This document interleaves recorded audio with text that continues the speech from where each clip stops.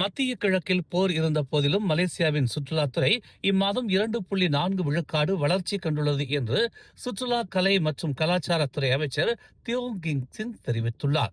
தனது முகநூல் பதிவில் கடந்த ஆண்டு இதே காலகட்டத்தில் 27,69,305 இருந்த சர்வதேச பயணிகளின் வருகை மார்ச் 1ஆம் தேதி முதல் 28,35,724 உயர்ந்துள்ளது என்று தியோங் கூறினார்.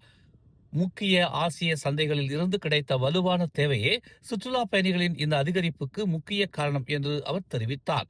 ஆசியா நாடுகள் பார்வையாளர்களின் மிகப்பெரிய ஆதாரமாக தொடர்ந்து திகழ்கின்றன. அவை 2.09 மில்லியன் வருகையாளர்களை பங்களித்துள்ளன. இது கடந்த ஆண்டுடன் ஒப்பிடுகையில் 0.6 விழுக்காடு அதிகம் என்று அவர் சுட்டிக்காட்டினார். இம்மாத தொடக்கத்தில் மத்திய கிழக்கில் அதிகரித்து வரும் புவிசார் அரசியல் பதற்றங்கள் மற்றும் உலகளாவிய மனநிலையில் ஏற்படும் மாற்றம் ஆகியவற்றால் அரசாங்கத்தின் விசிட் மலேசியா 2026 பிரச்சாரம் பாதிக்கப்படலாம் என்று ஓர் ஆராய்ச்சி நிறுவனம் கூறியது குறிப்பிடத்தக்கது. அதிகரித்து வரும் உலகளாவிய நிச்சயமற்ற தன்மைகளுக்கு மத்தியிலும் மலேசியாவின் வலுவான பொருளாதார அடிப்படைகள் நமது நாட்டை ஒரு கவர்ச்சிகரமான முதலீட்டு தளமாக நிலைநிறுத்த உதவுவதாகவும் பொருளாதாரத்தை மீள் திறனுடன் வைத்திருப்பதாகவும் பிரதமர் டதஸ்ரீ அன்வார் இப்ராஹிம் தெரிவித்துள்ளார்.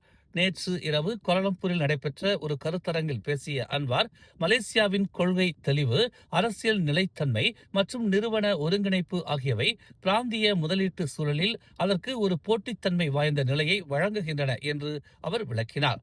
தெளிவான பொருளாதார மீள்திறன் உள்ளது. மலேசியா முதலீட்டிற்கு ஒரு கவர்ச்சிகரமான இடமாக இருப்பதால் பொருளாதாரத்தை வளர்ச்சிக்கு தயார்படுத்தும் ஒரு திட்டத்தை நம்மால் வகுக்க முடியும் என்று அவர் கூறினார். மத்திய வங்கி மற்றும் கருவூலம் உள்ளிட்ட முக்கிய நிறுவனங்களுக்கு இடையேயான வலுவான ஒருங்கிணைப்பு மற்றும் முறையான பொருளாதார மேலாண்மை காரணமாக பிராந்தியத்தில் இத்தகைய நிலையை நம்மால் தக்க வைத்துக் கொள்ள முடிகிறது என்று அன்வார் கூறினார். மத்திய கிழக்கில் நடந்து வரும் மோதலால் அதிகரித்து வரும் உலகளாவிய எரிசக்தி சந்தை ஏற்ற இறக்கங்களுக்கு மத்தியில் ஆசியாவிலேயே மிகவும் மீள்திறன் கொண்ட பொருளாதாரங்களில் மலேசியாவும் சீனாவும் அடங்கும் என்று முதலீட்டு வங்கி குழுமமான JP மார்கன் கடந்த வாரம் அடையாளம் காட்டியது. மத்திய கிழக்கில் நடந்து வரும் மோதலால் அதிகரித்து வரும் உலகளாவிய எரிசக்தி சந்தை ஏற்ற இறக்கங்களுக்கு மத்தியில் ஆசியாவிலேயே மிகவும் மீள்திறன் கொண்ட பொருளாதார நாடுகளில் மலேசியாவும் சீனாவும் அடங்கும் என்று முதலீட்டு வங்கி குழுமமான JP மார்கன் கடந்த வாரம் அடையாளம் காட்டியது. மலேசியாவின் பொருளாதார அடிப்படைகளையும் உலகளாவிய போட்டித்தன்மையையும் வலுப்படுத்த தொடர்ச்சியான கட்டமைப்பு சீர்திருத்தங்கள் அவசியம் என்று அன்வார் வலியுறுத்தினார். பொருளாதாரத்திற்கு தேவையான அடித்தளங்களை நாம் சீர்திருத்தி மீண்டும் கட்டி எழுப்ப வேண்டும். அதாவது மக்கள் மத்தியில் பிரபலம் இல்லாதவையாக இருந்தாலும் துணிச்சலான முடிவுகளை எடுக்க வேண்டும் என்று பேங்க் நெகாரா மலேசியாவில் நடைபெற்ற கருத்தரங்கில் அவர் தெரிவித்தார். ஜொகூர் கூலாய் அருகே வடக்கு தெற்கு விரைவுச் சாலையின் கிலோமீட்டர் 40.6 வடக்கு நோக்கி செல்லும் பகுதியில் ஒரு லாரி மற்றும் டேங்கர் லாரி மோதியதில் தீ பற்றி லாரி ஓட்டுநர் பரிதாபமாக உயிரிழந்தார். ஹீனோ லாரியின் ஓட்டுநர் சம்பவ இடத்திலேயே உயிரிழந்ததை சுகாதார அமைச்சு பணியாளர்கள் உறுதி செய்ததாக கூலாய் தீயணைப்பு மற்றும் மீட்பு நிலைய தலைவர் ஃபவுசி அவாங் தெரிவித்தார்.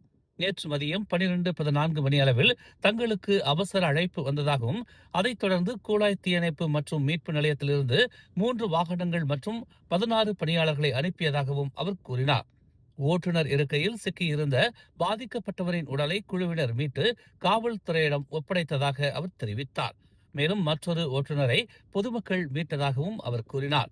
தீயணைப்பு வீரர்கள் தீயை அணைத்த பிறகு பிற்பகல் 2:28 மணிக்கு மீட்பு பணி நிறைவுற்றதாக அவர் தெரிவித்தார். இச்சம்பவத்தால் 8 கிலோமீட்டர் வரை கடுமையான போக்குவரத்து நெரிசல் ஏற்பட்டதாக பிளாஸ் நிறுவனம் தெரிவித்துள்ளது. மீட்பு பணிகள், தீயணைப்பு முயற்சிகள் மற்றும் சம்பந்தப்பட்ட வாகனங்களை அகற்றுவதற்கு வசதியாக வடக்கு நோக்கிய அனைத்து பாதைகளும் மூடப்பட்டதாகவும் தெரிவிக்கப்பட்டது. எரிந்து கொண்டிருக்கும் வாகனத்திலிருந்து ஒருவரை ஒரு குழுவினர் அப்புறப்படுத்தும் காணொளி வைரலாக பரவியது.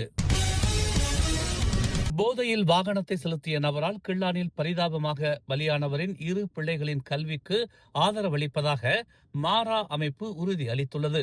இந்த துயர சம்பவத்தை தொடர்ந்து அவரது மூத்த பிள்ளைகளான 9 வயது அகீப் அம்சியார் மற்றும் 7 வயது ஆதிப் இஸ்ராயில் ஆகியோரை வளர்ப்பு பிள்ளைகளாக ஏற்றுக்கொள்ள அந்த அமைப்பு முடிவு செய்ததாக மாரா தலைவர் அஸ்ராப் வஜ்ரி டசுகி தெரிவித்துள்ளார். அவர்கள் தங்கள் பள்ளி படிப்பை முடிக்கும் வரை மாரா அவர்களுக்கு ஆதரவளிக்கும் என்று அவர் தெரிவித்தார். கடந்த ஞாயிற்றுக்கிழமை கிள்ளானில் உள்ள ஜலான் ராயா பாராட் சாலையில் நிகழ்ந்த கோர விபத்தில் மது மற்றும் போதைப்பொருள் போதையில் இருந்த ஒருவரால் செலுத்தப்பட்ட வாகனம் 33 வயதான இருசக்கர வாகன ஓட்டுநர் அமீருல் ஹபீஸ் உமார் ஓட்டி வந்த மோட்டார் சைக்கிள் மீது மோதியதில் அவர் உயிரிழந்தார். அவருக்கு 3 இளம் பிள்ளைகள் உள்ளனர்.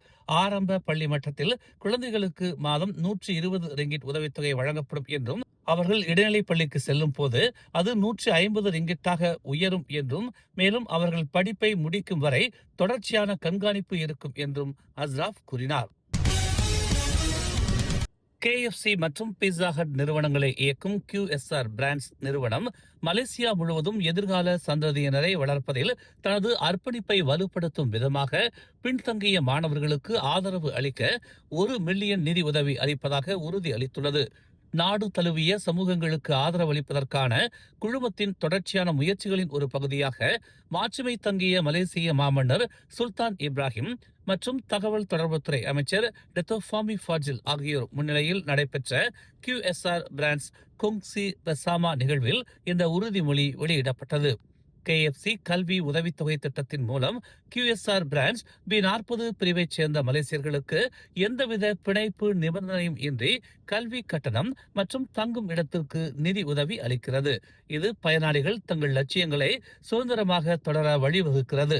இதற்கு இணையாக உணவளித்து கல்வி புகட்டும் முயற்சியான சகாட்டி பிரச்சாரம் நாடு முழுவதும் உள்ள 1400 தொடக்கப்பள்ளி மாணவர்களுக்கு தினசரி உணவை வழங்கி அவர்கள் ஊட்டச்சத்துடன் பள்ளியில் கவனத்துடனும் இருக்க உதவுகிறது.